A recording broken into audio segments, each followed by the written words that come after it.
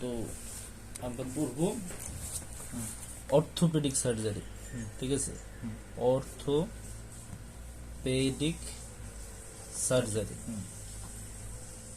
তো আমাদের বডির মধ্যে 12টা সিস্টেম আছে, ঠিক আছে? তো 12টা সিস্টেমের মধ্যে এই অর্থোপেডিক সার্জারি কোনটা ডিল করবে? এই অর্থোপেডিক সার্জারি ডিল করবে শুধুমাত্র একটা সিস্টেম, সেটা হলো গিয়া মাসকুলো স্কেলিটাল সিস্টেম। এই সিস্টেমের আবার দুইটা পার্ট, কি কি? একটা হইল গিয়া মাসকুলার সিস্টেম, আর আরেকটা হইল গিয়া স্কেলিটাল সিস্টেম, ঠিক আছে? তো স্কেলিটাল সিস্টেমের মধ্যে কি? স্কেলিটাল সিস্টেমের মধ্যে পড়ে মেইনলি বোনস,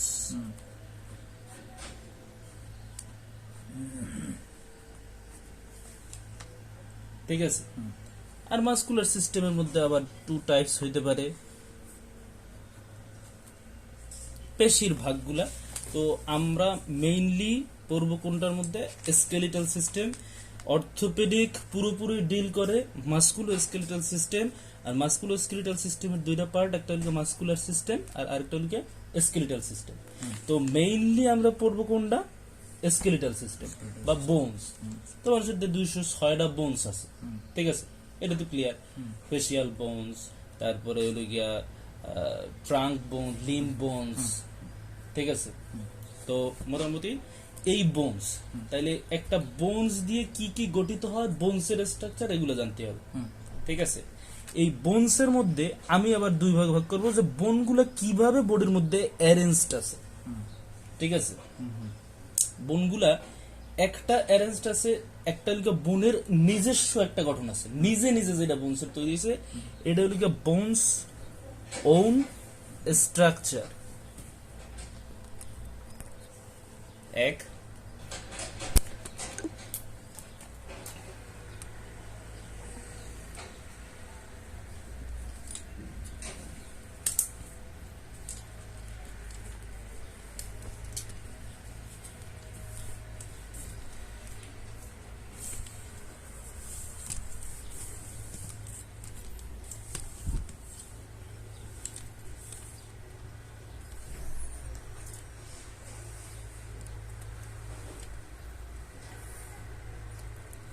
তো একটা হলো বোনসের নিজের স্ট্রাকচার, আর আরেকটা হলো কি বোনস কিভাবে বডির মধ্যে অ্যারেঞ্জড হয়েছে। যেমন একটা বোনস আরেকটা বোনসের সাথে লেগে আছে, ঠিক আছে? তো এই bones arrangement and or attachment in the body, ঠিক আছে? তো এই দুটো আমি ভাগ করবো কিভাবে? যেমন এইটা বোনস অ্যারেঞ্জমেন্ট আর অ্যাটাচমেন্টের মধ্যে আমি আবার কিছু ভাগ করব। সেটা হলো, একটা হলো আমাদের কিছু গিয়েছে muscle and tendon attachment, muscle and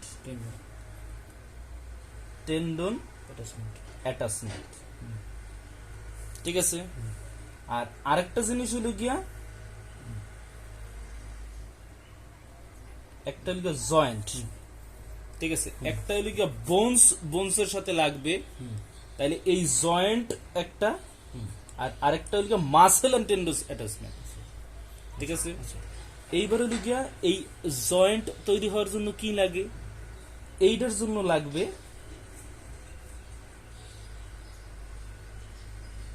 articular surface, দুইটা বোনের দুইটা articular surface, 2 articular, 2 or more, ঠিক আছে? আর্টিকুলার সারফেস লাগবে। আর হলো গিয়া যেটা সাইনোভিয়াল জয়েন্ট, এই সাইনোভিয়াল ক্যাভিটি, সাইনোভিয়াল ক্যাভিটির আছে synovial membrane.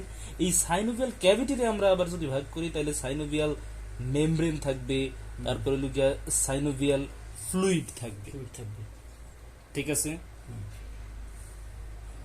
Synovial membrane, synovial fluid. এইবার এই জয়েন্টটা আবার কি হইতে পারে, জয়েন্টটা আবার একটা হইল গিয়া তোমার মাল্টি ফ্যাসেট জয়েন্ট, একটা গিয়া তোমার অনেকগুলা জয়েন্ট, ঠিক আছে, আর একটা কি ইউনিপোলার, একটা গিয়া মাল্টি ফ্যাসেট, আর একটা গিয়া ইউনিফ্যাসেট জয়েন্ট বলতে পারো, মানে আর্টিকুলার সারফেস অনেকগুলো একসাথে যোগ হয়েছে, ঠিক আছে, ওকে। যেমন মাল্টির আমি দুটো এক্সাম্পল তোমার সাথে দিয়ে রাখবো ওজনের জন্য। একটা হলো গিয়া মাল্টির জন্য, একটা হলো গিয়া তোমার শোল্ডার জয়েন্ট, আরেকটা হলো গিয়া হিপ জয়েন্ট। ক্লিয়ার? আর ইউনির জন্য অনেকগুলো দিতে পারি, যেমন মনে করো তোমার রেডিও আলনার জয়েন্ট, তারপর গিয়া ওই রেডিও আলনার জয়েন্ট, তারপরে গিয়ে তোমার এই রেডিয়াস আর ওই তোমার হিউমেরাসের জয়েন্ট, ঠিক আছে, যেমন রেডিও আলনার জয়েন্ট, মানে দুইটা বোন যে জায়গায় গেছে, টু আর্টিকুলার সারফেস যে জায়গায়, ঠিক আছে। আর বড় বড় দুটো জয়েন্ট কি, একটা হলো শোল্ডার জয়েন্ট, একটা হিপ জয়েন্ট, ঠিক আছে। তাহলে এগুলো ক্লিয়ার?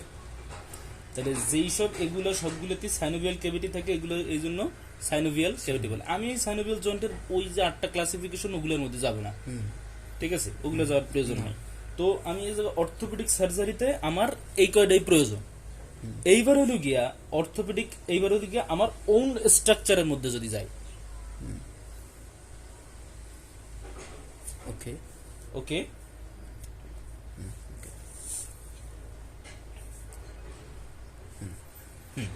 তাইলে এবারে হলো গিয়া একটা বোনসের ওন স্ট্রাকচার, ওন স্ট্রাকচারের মধ্যে যদি আমি ভাগ করি, তাইলে এটা আমি দুই ভাগে ভাগ করতে পারি। একটা হলো গিয়া একটা বোনসের হিস্টোলজিক্যাল, যদি দেখি হিস্টোলজিক্যাল, এইটা একটা ভাগে ভাগ করব, আর আরেকটা ভাগে ভাগ করব according to the part of the bones or site of the bones or location of the bones, এই হিসেবে ইয়ে করতে পারি। তো হিস্টোলজিক্যাল ক্লাসিফিকেশনে আমরা কি করব, বোনসের পার্ট, এটাকে স্ট্রাকচারাল, ঠিক আছে, এটাকে স্ট্রাকচারাল ভাগ করছি। হিস্টোলজিক্যাল দুইটা পার্ট, আমি একটা নিব, এরকে তোমার আউটার সবসময় কি থাকবে, আউটার কর্টেক্স, আর ভিতরে থাকবে মেডুলা, ঠিক আছে। এই মেডুলারেটারই আমরা আরেকটা কি করতে পারি, এটার আরেকটা নাম হতে পারে বোনসের জন্য ম্যারো, ক্লিয়ার। আর এটা থাকবে বাইরের কর্টেক্স, ঠিক আছে।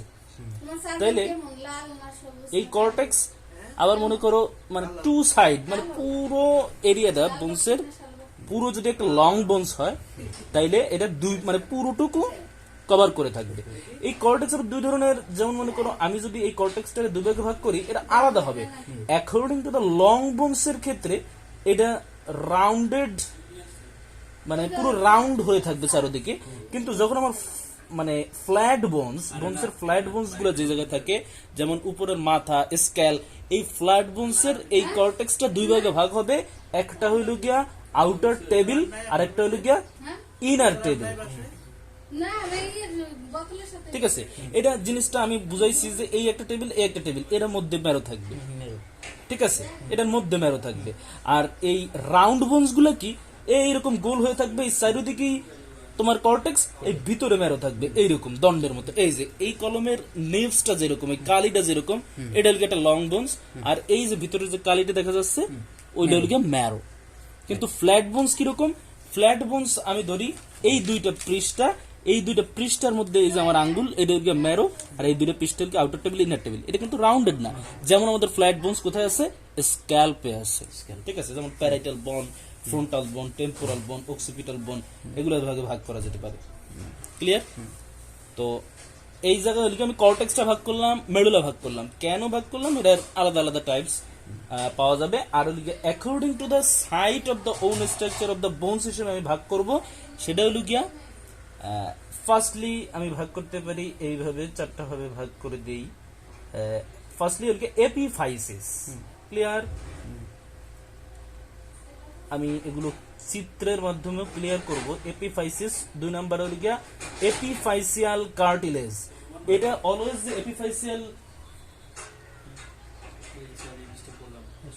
বলছিলাম যে সিলভার কার্ড বড়গুলো আনছে শান্ত নাকি নাকি রুই মাছটা এটা আচ্ছা আচ্ছা দিন সমস্যা নেই।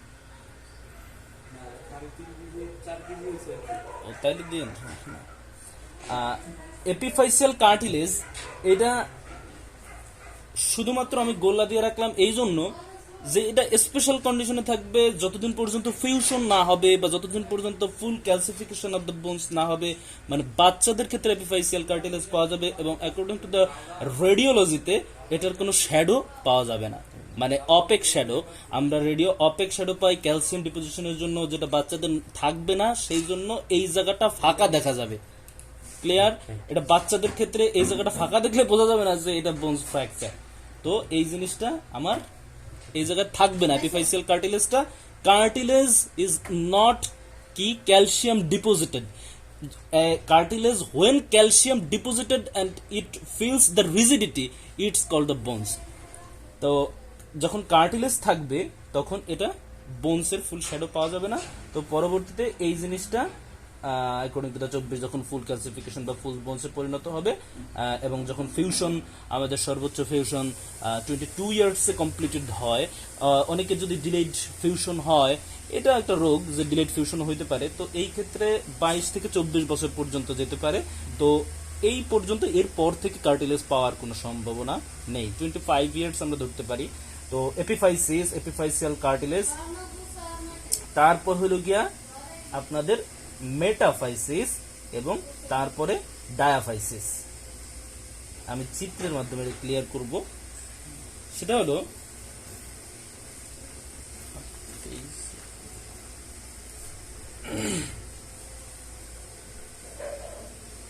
ওকে, আমি স্ট্রাকচারের চিত্রটা এখানে কমপ্লিট করতেছি।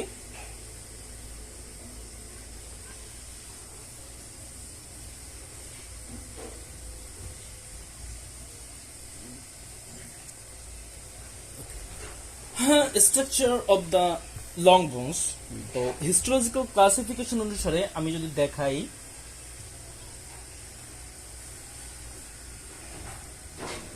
তাহলে আপনার এই যে বাইরের দিকের যেটা, এটা হলো কর্টেক্স। কর্টেক্স এইটাও কর্টেক্স, মানে দুই পাশের, এইটা এই দিকের কর্টেক্স, এটা এই দিকের কর্টেক্স। এটা রাউন্ড বোন, 3 ডাইমেনশনাল না কার জন্য এরকম লাগতেছে। তো এটা হলো বোনসের কর্টেক্স এবং ভিতরে যেটা থাকবে সেটা হলো গিয়া মেডুলা, বা এটার আরেকটা নাম ম্যারো বলতে পারেন। আর দ্বিতীয়ত হলো গিয়া, এইবার আমি এটার অ্যানাটমিক্যাল ক্লাসিফিকেশন বা এটার পার্ট সাইডটা কমপ্লিট করব। সেটা হলো গিয়া এই দুই সাইডেই কি থাকবে? এপিফাইসিস। আর এপিফাইসিসের মাধ্যমে যেহেতু কিন্তু কমপ্লিট বোন আঁকছি এবং অ্যাডাল্ট বোন 25 ইয়ার্সের, সেহেতু আমি এপিফাইসিয়াল কার্টিলেজ এই জায়গায় দেখাই নাই। এই জায়গায় প্রেজেন্ট থাকবে এপিফাইসিয়াল কার্টিলেজ, পরবর্তীতে এটা বোনসে পরিণত হবে। তাহলে এটা এপিফাইসিস, এটা এপিফাইসিয়াল কার্টিলেজ, এবং এইটা হলো গিয়া মেটাফাইসিস। এবং এই যে মিডলের এটা হলো গিয়া ডায়াফাইসিস। মেটাফাইসিস, তো মেটা বলতে সবসময় অনেক সময় মিডল এরকম একটা চিন্তা আসে। তো সবসময় আপনাদের মেটাফাইসিস জিজ্ঞেস করলে সরাসরি বলেন যে বুদ্ধের মধ্যটা মিডল। এটা একটা ভুল কনসেপশন। তো আমি এটা কনসেপশন দূর করতে চাই। এটা আসলেই মিডল, কিন্তু এটা এপিফাইসিস এবং ডায়াফাইসিসের মিডলে বলে এটা মেটাফাইসিস নামে পরিচিত। তো অবশ্যই এটা বোনসের মধ্যে না, এটা এপিফাইসিস এবং ডায়াফাইসিসের মধ্যে মেটাফাইসিস অবস্থিত। তো আমি এটা according to the clinical importance গুলো শেয়ার করব, যে কেন আমি এগুলো ভাগ করছি এবং এর প্রেক্ষিতে আমি কিভাবে অর্থোপেডিক সার্জারির মধ্যে যাব। এবং মানে এটা হলো normal anatomy, histology of a skeletal system and bones and its pathology due to trauma or any physical injury, it deals with the orthopedic surgery. এখানে যদি কোনো প্যাথোলজি হয় during trauma or any forceful any physical extraction. তো এই বোনসের any breach or break or continuity it's called fracture, মানে এইভাবেই এর যে প্যাথোলজিগুলো হবে সেগুলোই হবে অর্থোপেডিক সার্জারির মূল প্রতিপাদ্য বিষয়।